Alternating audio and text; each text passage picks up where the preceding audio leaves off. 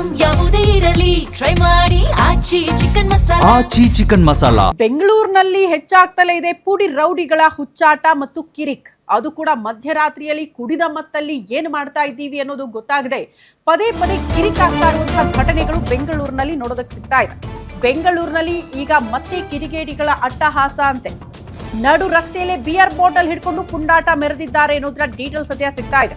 Bike ನಲ್ಲಿ ಹೋಗ್ತಾ ಇದ್ದ ವೇಳೆ ಮೋಜು ಮಸ್ತಿ ಮಾಡಿದ್ದಾರಂತೆ ಕೈಯಲ್ಲಿ ಬಿಯರ್ ಬಾಟಲ್ ಹಿಡ್ಕೊಳ್ಳೋ ಮೂಲಕ.